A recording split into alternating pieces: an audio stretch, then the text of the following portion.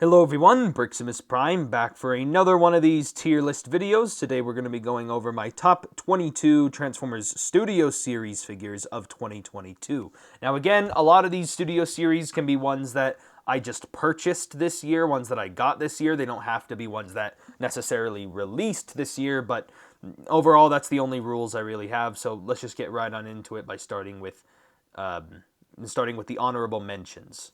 And now getting into the honorable mentions, first off we have the Dark of the Moon Core Class Laserbeak, or Pink Bumblebee. Honestly, this figure is more of a novelty figure than it is something for me to actually have. And even then, this figure is not that great. I mean, it's very fiddly, it keeps falling apart, and I feel like it's gonna just... and it has a hard time standing up. Just the engineering could have been a lot better on something this small, because I've seen Hasbro do a lot better with core class figures, such as the other honorable mention, which is the Studio Series 86 Ratchet. Basically, the only reason this guy ends up inside the honorable mentions is because I don't really have a use for a tiny version of Ratchet, other than that it's just a nice figure to have of Ratchet, but like I don't really have as much use for this figure as some other core class. And now getting into the actual list, starting with number 22, we have the Studio Series Bumblebee Movie Core Class Shockwave. Now this figure, again, kind of the same thing as Ratchet. I don't really have a use for a Shockwave that's this small. I would have preferred that they started with a Voyager or even a bigger deluxe class sized Shockwave, because I hate that they started with the core class size, but that doesn't mean he's a bad figure. I still like this Shockwave. I'm just disappointed that they started to give us a Bumblebee movie Shockwave in this size first. And now moving on to number 21, we have the Studio Series 86 Voyager class Sweep. Now, I already have the Scourge figure, and it essentially is just the exact same thing, but I do still like this figure because I wasn't necessarily willing to pay for this figure, but part of me did kind of want him just for the army building aspect. And thankfully, my friend, the Crazy Video Game Geek, gave it to me for my birthday, so I end up getting this figure, and I wanted to make sure that it ended up in the list, and that my friend did get a shout out. So be sure to check out his channel. I'll leave a link in the description. And now moving on to number 20, we have the Studio Series Transformers The Last Knight Crosshair. Now, this figure I feel like is way too fiddly and has way too many, like, parts that are, like, compromised in the robot mode. Even though I do really love the car mode on this guy, the robot mode is what most people display their Transformers in, and I feel like this guy's robot mode got way too compromised, especially just to make that jacket and everything. For me, but again, I still don't really see how the Hasbro could have worked around it, because it is a non-toy friendly design in the movie, so I'm not really sure how they could get around it, but I still feel like this figure could have been done a little bit better, especially with the actual robot itself inside the coat, because he's way too thin and skinny, and it makes him very fiddly to handle. Now moving on to number 19, we have the Studio Series 86 Core Class Wheelie. Now Wheelie I actually do have a use for, unlike the Shockwave and the Ratchet and the Bumblebee, or the Laserbeak, like I mentioned before, because Wheelie here is actually in his proper scaling that he's supposed to be, even though he's a little bit too small, and I feel like they jam-packed a whole lot more engineering into this guy that the Laserbeak should have also had, just like the next figure, which is number 18, the Studio Series 86 Core Class Spike Witwicky. I actually enjoyed this guy a lot more than I thought I would. I like the little blast effects he comes with. He's a lot more posable than I thought he'd be, and he goes really well with my Bumblebee figures, and I honestly had very minimal complaints. Obviously, his vehicle mode is kind of weird, but that's kind of screen accurate, so I honestly don't really got much to say, except this guy could have used a waist swivel. Even though I don't really like human characters that much, I was definitely surprised by this guy. Now, the reason why this figure is all the way down on number 17 is because I have a big personal reason to hate the base figure of Earthrise Starscream, and the Coronation Starscream I really had to reuse the Earth mode, Earthrise figure, because it was already a pretty weird figure in the first place, and in my opinion, they should not have reused a Starscream mold and instead made an entirely brand new mold and not had reused anything. The only use I have for this figure is I do love the throne that he came with, and the coronation gear. But besides that, this figure, that's where this figure's like usefulness comes to an end. And it's not worth the price that you're paying for him. Moving on to number 16, we have the Studio Series 86 Core Class, or Micromaster Rumble. Rumble here is the little Cassetticon, and again, I have a lot of use for this figure because, one, it's a lot more of a screen-accurate Rumble than that previous one that they gave us. And also, yes, his name is Rumble, not Frenzy. It is specified on the box. And this figure, I feel like, is a lot better than the previous one, and I like that he comes with the pile drivers, makes him feel substantial, and he goes well with Soundwave. And again, he has a lot more usefulness than the Starscreams. That's why he goes above Starscream. And then now coming to number 15, we have the Studio Series Dark of the Moon Deluxe Class Top Spin from the Dark of the Moon Wrecker trio, and this was the last guy that I needed to complete the trio, and I finally completed it this year. And honestly, he's not one of my favorite of the Wreckers, but I'm still very happy that I got him, and let's admit it, his vehicle just is really badass in the most ridiculous way possible. Moving on to number 14, we have the Studio Series Bumblebee movie concept art, I guess, a Nest Bumblebee. Now, I didn't have that original off-road yellow Bumblebee because I just missed out on it.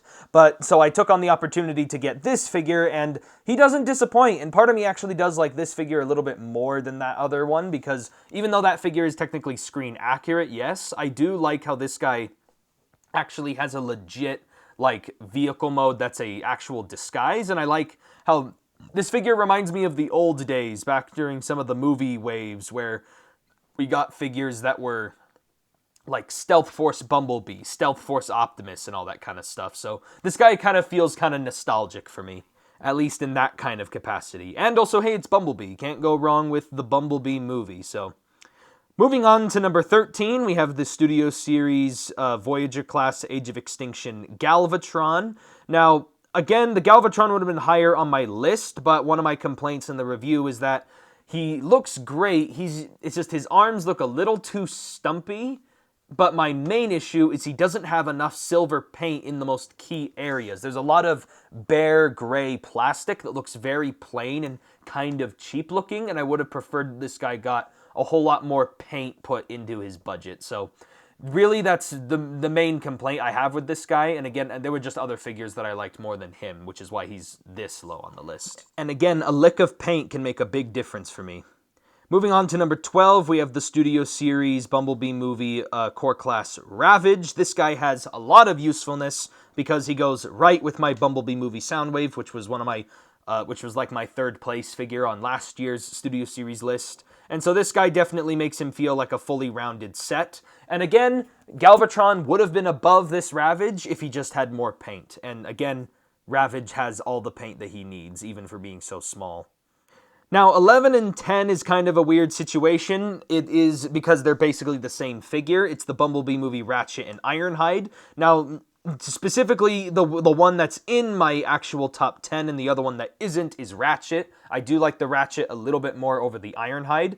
But honestly, I'm really torn between which one I like more over the other. I think it's just because I like how the Ratchet looks better in robot mode and vehicle mode. But again, I have such a hard time, so that's why I kind of wanted to cover both of these guys at the same time, because they're kind of in the same kind of positioning, and that's also why I also put them front to back in the list.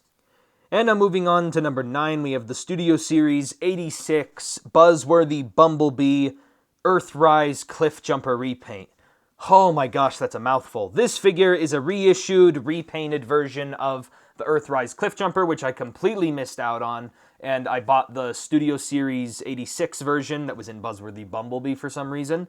And I like this guy. He's definitely a good cliff jumper, and I am glad that I missed out on the Earthrise one and got this one instead, because I do like the paint scheme on this one, because again, I prefer the more, cartoon accurate look for this guy, and also he actually has the Autobot logo on his chest. And I appreciate all the accessories and guns he comes with. Never can go wrong with Cliff Jumper. Moving on to number 8, we have the Studio Series 86 Voyager class Ironhide. Really like this figure, but my only problem why this guy is lower on the list is that bicep swivel keeps twisting off no matter what I do. I've tried all kinds of modifications to his arm and it just won't work, but that still didn't stop this guy for getting in the actual top 10 of the 22, because I still like the Ironhide and he is one of my favorite characters and the figure came out brilliant. He would have ended up even higher on the list if that bicep wasn't such a problem. Again, I was shocked to see how high this figure ended up, even into number 7. It's the Studio Series Hot Rod from Transformers The Last Night, or Hot Rod.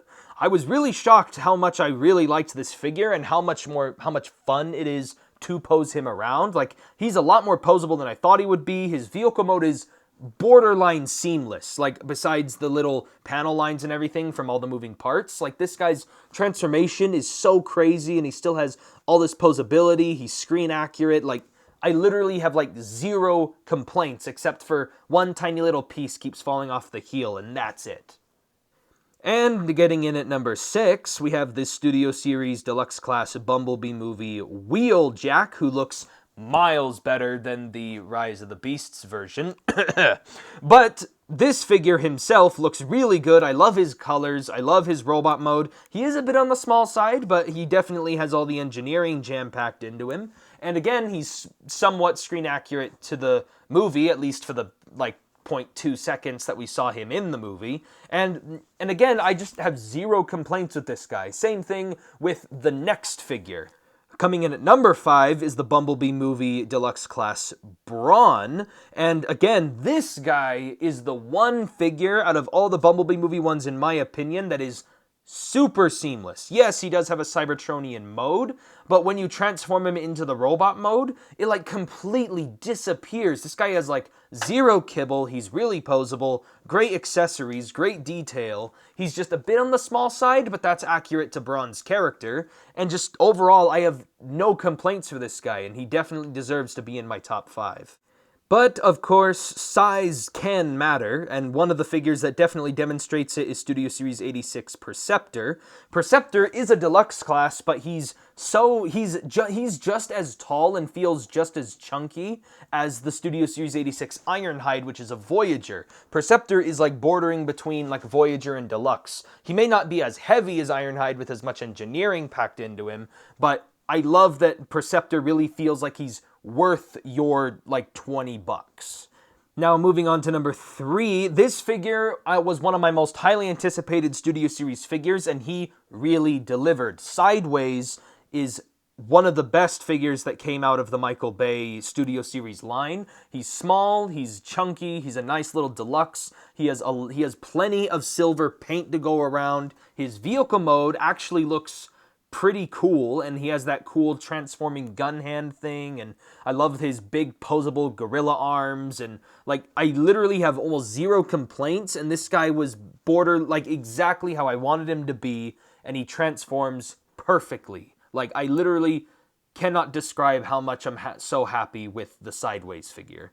Now, some of you might be a bit shocked by what's in my number 2, but this is the Transformers Studio Series Leader Class, The Fallen. Don't get me wrong, I absolutely adore this figure, but there is one flaw about the figure that really puts him down below my number 1. And it was even a shock to me too, because me personally, I thought I was going to have The Fallen at my number 1, but after actually editing and making this list and looking at all the figures I got over the years, the one problem with The Fallen is his alternate mode. I'm never going to transform him into his alternate mode, so I feel like there's no reason for him to really have it. Even though he is a Transformer, he should still have it, but that means half of the figure is basically useless, where the one that I put in my number 1, both of the alternate modes are absolutely perfect, and I literally have 0 complaints about either one, so the figure technically has one advantage over The Fallen. Now, the figure at number 1 that I'm specifically referring to is the Studio Series 86 Leader Class Sludge. Sludge here is absolutely perfect in both dinosaur mode and robot mode. He's big, chunky, weighty, He feels worth the money. He has, like, basically no kibble, no problems, no QC issues. And again, the only reason he goes above the Fallen, like him and the Fallen were literally neck and neck for number 1. The only teeny bit of credit that this guy got over the Fallen was the fact that both of his alternate modes are super solid and meet all of my critiques, where the Fallen just has an alternate mode that I'm, like, never gonna transform him into ever again. So I hope that makes sense for some people. And again, I was even expecting Fallen to get into my top, to be my number 1, but this is just my personal critique on both of the figures. But again, they're basically tied for number 1 at this point. And I am going to officially say that they are tied at number 1, but I'm just going to put Sludge in the number 1 spot just for the sake of having the 22-1. But in my opinion, they're basically tied just because of all the stuff that I've said. And again, thank you all for watching this. I hope you guys enjoyed it. If you did, let me know in the comments below what you guys think. And again, subscribe to the channel for more Transformers and stuff. Be sure to check out my Transformers playlist for any of the reviews that I've done on these figures that you may have missed out on. And yeah, like, comment, share, subscribe, and I'll catch you guys next time.